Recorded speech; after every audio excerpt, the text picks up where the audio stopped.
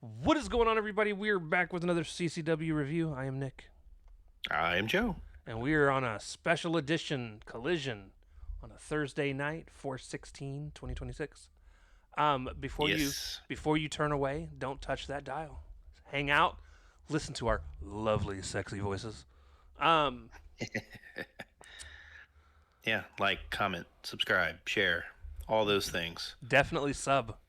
The 10 of you subbed, which one of them was Joe, and then so the other 9 of you subbed. Hey, man, just trying to get my own count up here. Right. Uh, so we start off the show with an in-ring segment. Cope comes in looking beat the fuck up.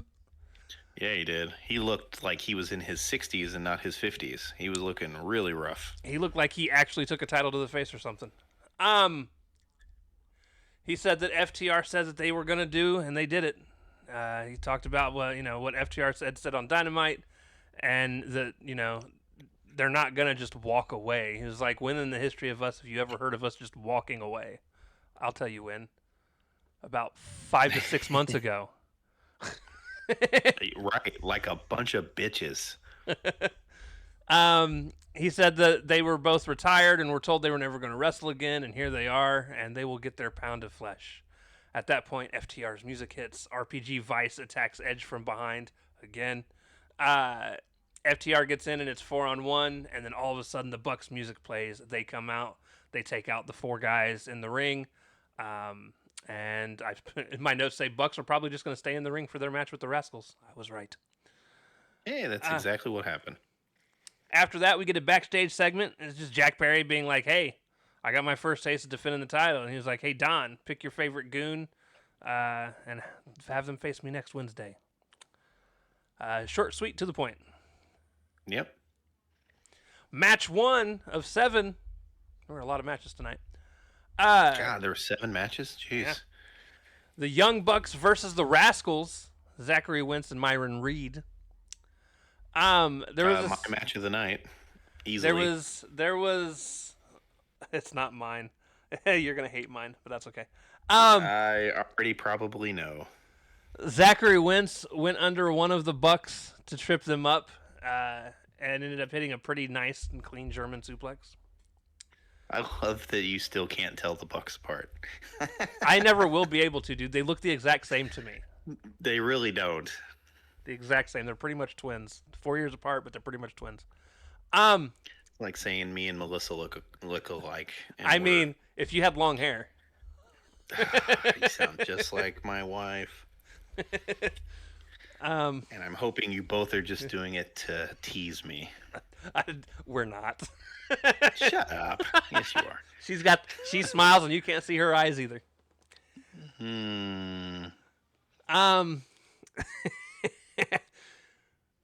Myron hit another nasty cutter to the outside of the ring on whichever Jackson it was.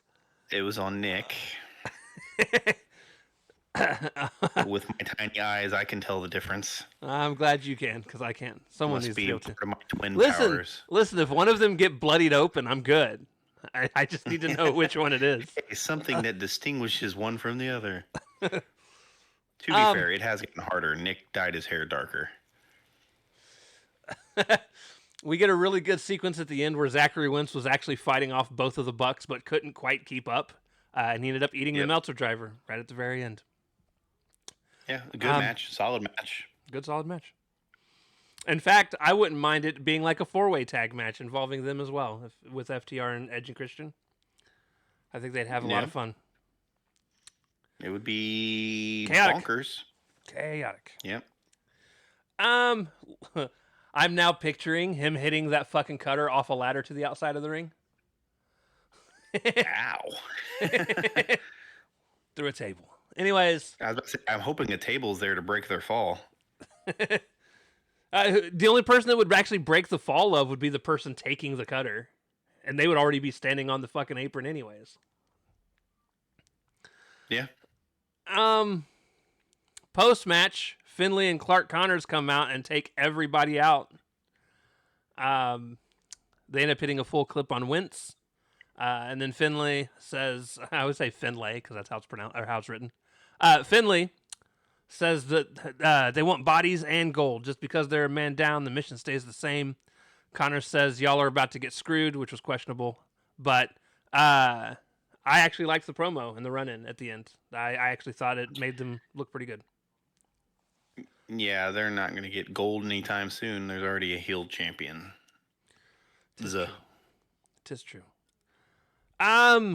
We get a really dope Divine Dominion vignette. Yeah, it's fine. Enjoy me some Divine Dominion. They are good. Match 2, AEW Trios Eliminator match. The Conglomeration, who came out with backpacks, which was fun, versus... Yeah, that's an Orange Cassidy trope. The Lethal Twist, though the screen looked like it said Lethal Trust, and I was confused.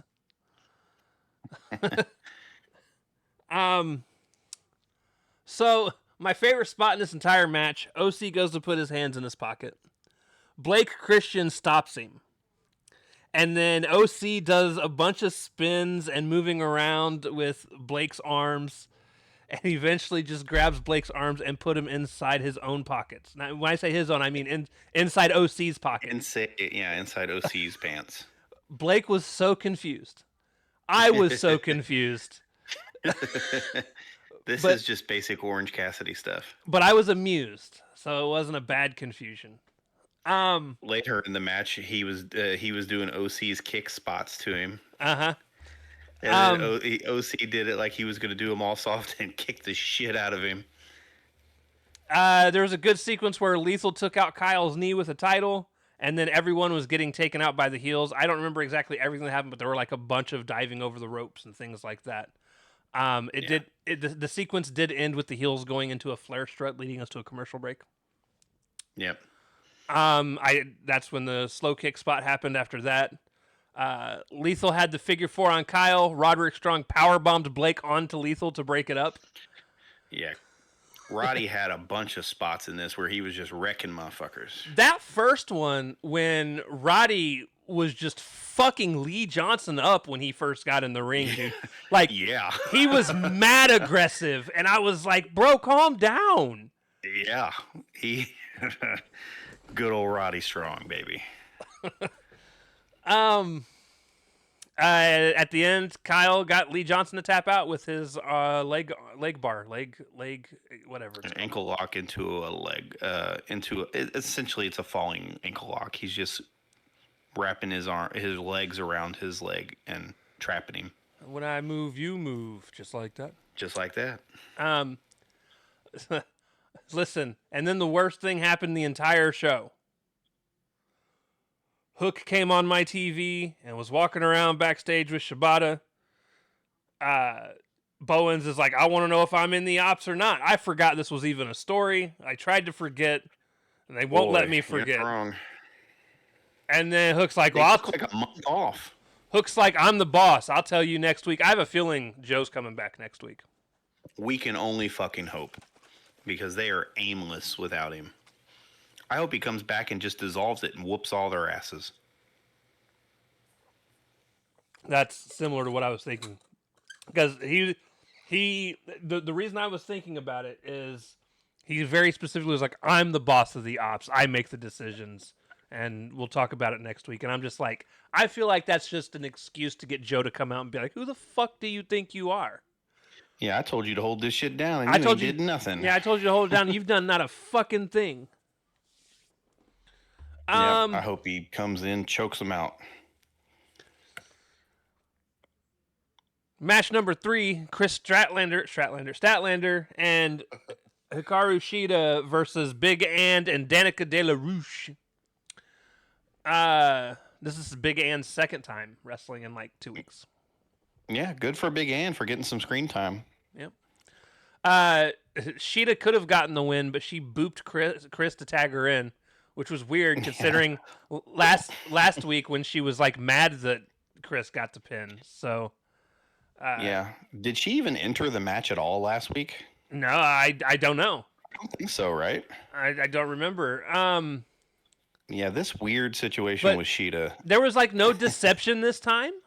Like Nope. there was no attempt to like pretend like she was gonna hit Statlander. So like I don't know what's going on. with Well, her. they did the angle later in the show with Mina and her to try to sow some discontent and uh, some non-trust, some trust issues and what have you. Right. But yeah, pointless squash match per Collision norms. Yep, Saturday Night Fever for the win. Match 4, John Moxley versus Nick Wayne. Uh, Nick Wayne got way too much offense here. Nick did this really cocky kick early in the match where like he stepped over Mox and then back heel kicked him in the face, but lightly. And Mox sat up immediately, stood up, Like walked he was pissed and got out of the ring like he was trying to calm himself down. like, "Don't kill this kid. Don't kill the kid." I thought he was about to murder him. He then gets back in the ring, goes to shake Nick's hand, and then pile drove the shit out of him. Yeah, there's your receipt, son. It was a weird match though. Nick got a lot of offense in, which okay, I guess. Pizzle, Ugh. you're gonna have to drop this idea of everything not being 50-50 booked because you can't build stars if you're just squashing the young guys. I'm not saying squash him, but I'm just saying 70-30, please. Why does it have to be 50-50 and this match take 15 minutes out of the 20-minute time limit? Because every Mox match is at least 15 minutes. That's true. I do like that Mox never looked like he was seriously hurt by Nick Wayne. No. He looked more annoyed at any given point. Yeah, he looked like he was toying with him there at the end. There was a part where Nick Wayne accidentally kicked him in the face and actually made him bleed. Yeah, he busted him open the hard way. Mox ended up putting him in a bulldog choke. Wayne got out. Shortly thereafter, Mox hits the Death Rider. Over. It ended up being a better match than I expected overall. I was expecting it to be an. Nick Wayne's not a bad wrestler. I was actually thinking, listen, hear me out. Release Garcia and bring Nick Wayne into the Death Riders. Well, then you'd have to get rid of Mama Wayne. That's fine too. Listen, I agree. because the problem with Nick Wayne needs to be around somebody that can help him develop a personality. Yeah, right now he's just generic young wrestler boy. With mommy issues or daddy. Yeah, Daddy he looks like a fucking geek. When your mom is your manager, that's some geek shit, man. I get it. Mama Wayne became a widow, needed some cash. Tony's helping her out. Have her do something backstage. Like Right. the kid can't keep walking out with his mama. Backstage, Don Callis is embarrassed about Dynasty, and he tells Okada, he's like, yeah, there doesn't have to be a match at Double or Nothing. And Okada's like, no, I want the match because I know I can beat him because I'm a champion, unlike Takeshita. And that's going to be your fatal flaw, and you're going to lose to Tak. Thankfully. Or, well, who knows? Hold on. Who knows how Tony's actually going to book it? But that's what should happen. He could have Tak lose, and then Tak could get a rematch at All In as well. That's always a possibility. But I'm hoping Tak wins. They've danced around this for far too long. Yeah, they have. Match 5, my match of the night. Pac versus Leo Rush. I knew it. Listen, Leo Rush's new character is weird as fuck. Was it the best wrestled match of the night? Not at all. No. But let me tell you about how good the acting of Pac and Daniel Garcia was for once. Okay, they spent this entire match. Character work. They spent That this whole match was character work. They spent this entire match being absolutely terrified of whatever the fuck it was Leo was doing, and it made me insanely happy. He was just making noise and going, okay. So they come out, and Leo's hunched over in the corner, and he's like, you got to do this. You got to get up there, and you got to do this. You do it like you're supposed to. And he just keeps saying it over and over again. And like He's talking whole fucking match. And there's a part, like, as it's happening, the ref comes up and taps him on the shoulder, and then Pac comes up and kind of taps him a little bit, and then backs up, and like nothing's going on, and he's still sitting there talking to himself. And then Pac's like, fuck it. and he goes in and he kicks him. And as soon as he kicks him, Leo bounces up right into his fucking face, and Pac. Yeah, he got swole. He swelled up and scared the fuck out of Pac. Pac Backpedaled and fell. Yeah. Yeah. And it was like, what the fuck is going on? And that was the tone for the rest of the match. Now, Pac dominated mostly wrestling-wise. Yes. But there was never a time. Some counter stuff and some high flying stuff. But there was never a time where like Leo necessarily looked out of it outside of mentally. I mean, mentally, he absolutely looked out of it. Dude, the part where he ran around the ring like a dog and then dove through the bottom rope to the outside was dope as shit, but so fucking weird. One of my favorite parts. So Leo starts chasing Pac on the outside of the ring, and as they run past Garcia, Garcia's clapping, just like, "Come on, Pac, get away! You can do this! You can do this!" He stops and turns around, and Leo stops, turns around, and gets this big shit-eating grin, and then just Luthez presses Garcia and starts beating the hell out of him until Pac comes over and stops him. Pac ends up. It was weird. Pac ends up hitting his clothesline. Then hits his brutalizer. Leo smiles and passes out. Pac and Garcia dip and run to pass the barricade and still look insanely frightened. Like, look, we beat the monster, but he might get back up and we should probably bounce. Right? I don't think he cares that he lost the match. Let's get out of here.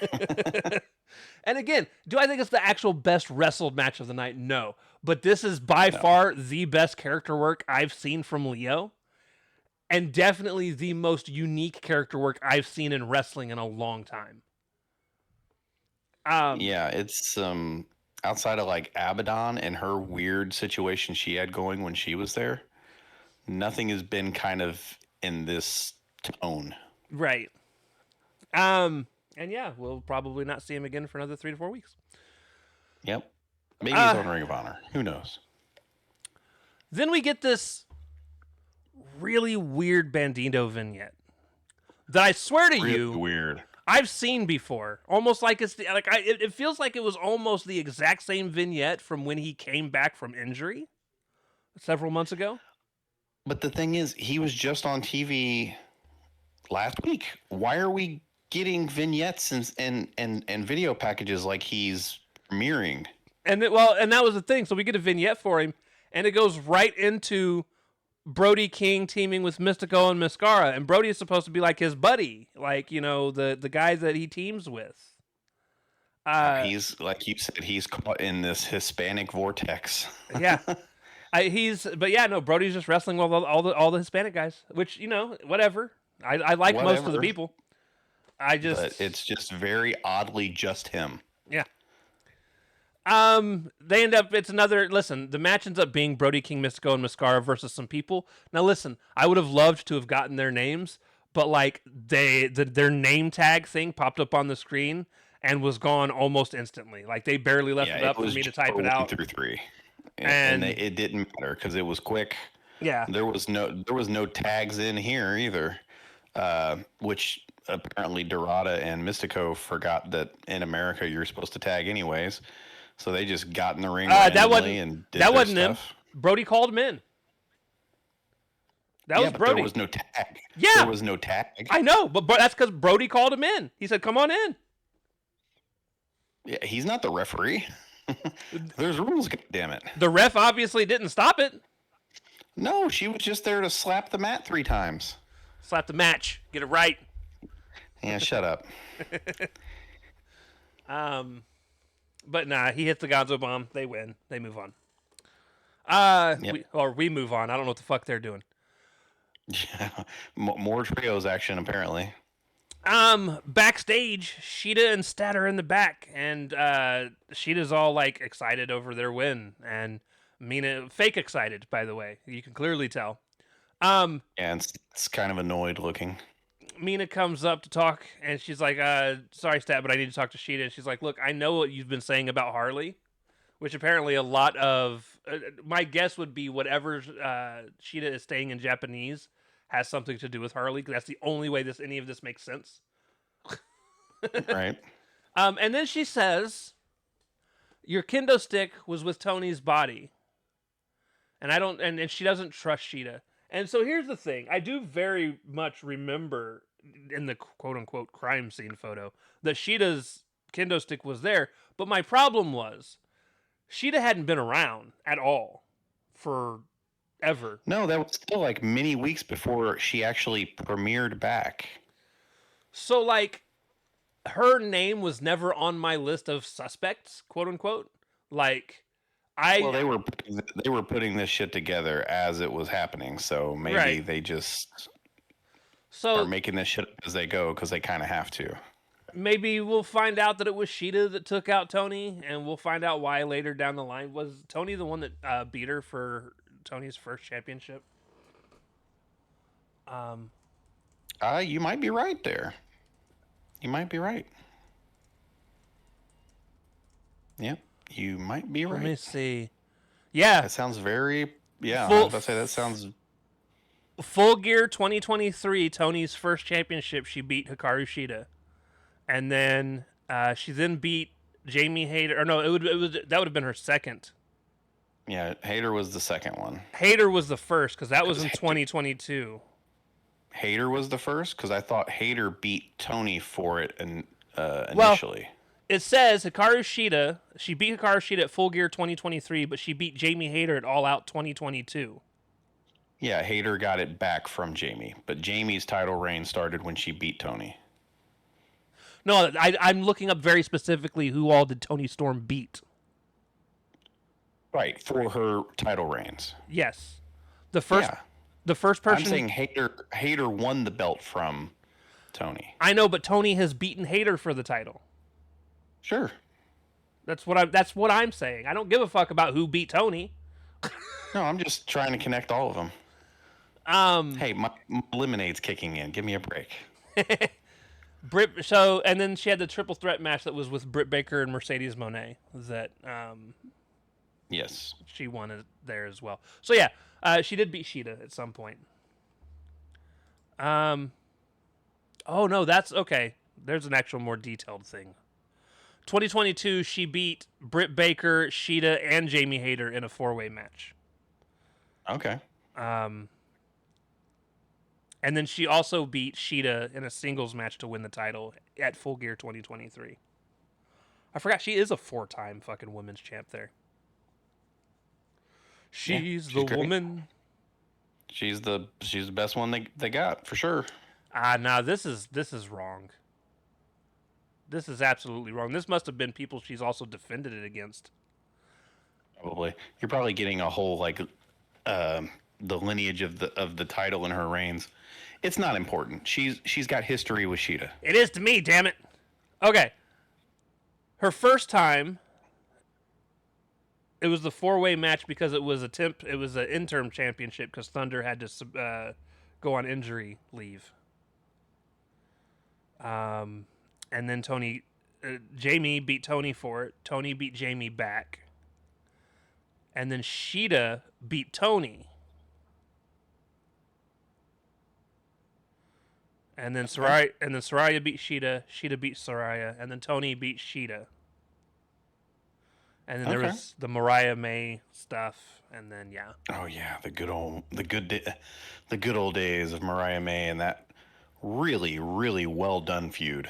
Oh, dude, that was probably the best women's feud, maybe in the history of wrestling, at least in the history of AEW. Oh, easily.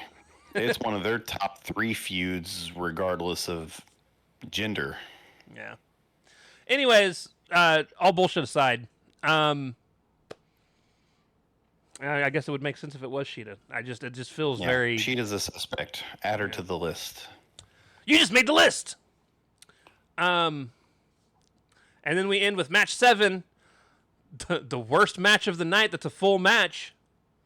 Oh, dude, they did the Darby video package, which I'm already not very happy about. And as soon as they end it, what is the first thing you hear? Windsor! You're not wrong. And I almost turned my fucking TV off. Yeah, when you'd said something about wherever you were and I said it gets worse, it was because of this match. And not because, obviously, the right person won. And I actually like the way she won. Cheating, like a heel should. I just... Listen, you're not gonna ever be able to convince me Alex is good. You're just not. She's Nope. She's mid. she And there's is. nothing wrong with that. A roster needs people like that, but they shove her down. They shove her down our throats. All the time. But and people love her, dude. Literally, I have seen people say, "Kid you not." Their love of Will Ospreay is No, no, rubbing no, off. no, no. It has nothing to do with Will Ospreay. There are tons of people that actually think Hayter and Windsor are the two best women in AEW, and I'm like, you've got to be shitting me. Got to be shitting me. I I don't even think I'd be lucky to. For me personally, either of them would be lucky to even make my top 10 to 15. And Hayter might. I would. They're probably in the top 10, but they are near the bottom. They're probably 9 and 10. Like, no, I just. Ugh. no. I got Lena Cross above both of them. Fight me. I do like Lena Cross. And that is the end of the show. Oh, something I wanted to bitch about, by the way, last video, but we didn't because I was rambling. And we've got time now. So you'd mentioned because they while we were recording, or shortly after we had recorded, or maybe it was right before we recorded, because yeah, you were watching and I'd already finished and I was scoping out Twitter. But then you had mentioned before we started recording about them having the video where Darby was getting his side plates and his name tag already put on the title. Oh, yeah, on the internet, yeah. And then on Twitter is where I saw it. And then Darby was doing his posing with the title as well to get his pictures for promo reasons. And it actually promotional material. It actually got me to thinking. Darby aside, I am not a fan of how titles these days, and this is for WWE as well. I don't like having names and side plates on the titles. And I don't know. So I know the very first world title to ever do it was the NWA / WCW World Heavyweight Championship. They've always done it. Big Gold has. But Yeah. WWE didn't adopt the practice until the smaller WWE Championship that was introduced when Brock Lesnar had it. The Undisputed Championship. Yeah, when they went from Big Gold. Big Gold. They went from Big Eagle. My apology. Big Gold is the. Oh yeah, Big Eagle. Yeah, they went from Big Eagle to the Undisputed, and that's when that shit started. And that's when they started doing the nameplates. And here's why. And I'm going to be honest with you. One of the things, regardless of if somebody wins a championship, whatever, I've always felt it's really weird seeing them celebrate in the ring with a title that doesn't have their name on it and doesn't have their side plates on it. Like they're holding up someone else's glory. And it's always looked really weird to me, even back in the mid to late 2000s. Like I wasn't a fan of it then. And it's gotten even worse now that they're side plates. Like obviously WWE does it as well. Now AEW does it as well. They got the big fucking circular things that you pop in to show off. You know, I hate it. I would rather them do what other titles do and find a different way to customize it to yourself. Like with MJF doing the Triple B. Like I've got no problem with that, even though I think personally it was ugly as hell. Yeah. It fits him. Sure. Just like with Jack Perry when he did the really cool looking TNT title. I liked that. I think the reason they don't do it more like that is because it's a very heel thing to do. Right. Because it's the heels that do that. It's the heels that like Miz turned the WWE thing upside down to make an M instead of a W. Right. Because he was a heel champion. It's kind of a heel thing to have a custom belt. Right. The only babyface that did it was Austin, really. And I mean, there's been several TNT champions that have had their custom titles and they've been faces. Yeah, but it's mostly like it's the same plate. It's just the strap is different, or the little TNT part is a different color. Yeah. I loved Sylvie, and obviously Ciampa was a face when he first won it. Yep. Now he's a heel. I'll be interested. He'll probably just They needed more heels, so they kind of pivoted quickly. yeah. Just like I loved Briscoe's camo Arctic strap. camo. I was like, it fits him. I don't. Just like just like him. just like Fletcher's pink ass fucking strap. Like I don't. Yeah. I that's the type of stuff I would rather see with titles as opposed to these names and nameplates and side plates. And I just Yeah, I don't disagree. just because it it'll looks never happen. It's another thing that they can merchandise and sell. it just to me it looks really weird when whoever beats Darby, and it's probably going to be MJF. MJF's going to be holding up a title with Darby's fucking name on it and Darby's fucking plates on it. Or actually, he probably won't be holding it up because I don't think he's ever won the championship in a way where he's actually held it up at the end. He's usually half dead. He'll immediately switch it back to the Triple B. Well, yeah, absolutely. I just Hell, when he's a heel, he'll bring it with him. that is a possibility. That is a possibility. It reminds me of was it him that did that live on like a Dynamite when he like threw the old title into the garbage and then it was the Triple B underneath. When he first unveiled the Triple B, they were here in Indy, and that's when he killed William Regal, and it was William Regal's last night on TV for AEW. Yeah. That all happened here. I was there. Look, Indy usually has some really cool shit happen for some reason. Yeah, we got to watch Nick Jackson wrestle Ray Phoenix, and that was a banger. Yeah, I got to watch Will Ospreay wrestle Claudio Castagnoli in a one-on-one match. Yeah, that would have been good too. That was a banger. Will was the first person I'd ever seen in the middle of a big swing climb out of it. By mid big swing, he sits up and then like leans up and grabs onto. It was really fucking cool.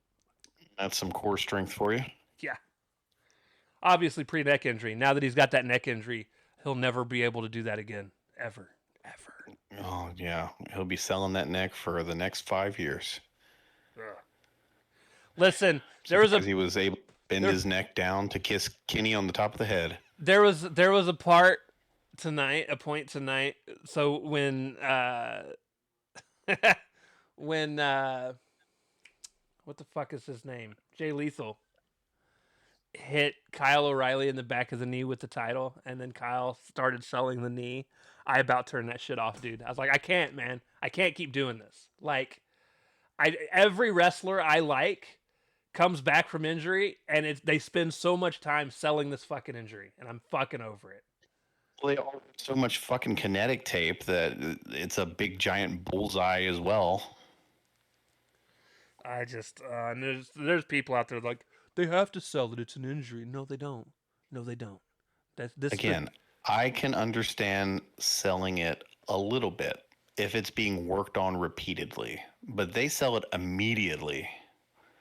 These people are not hurt anymore. That's why they are back in the ring. They have been given a clean bill of health. Right. They would then have to re-injure said knee or neck or whatever. So it would have to really be worked on to hurt again. Yep.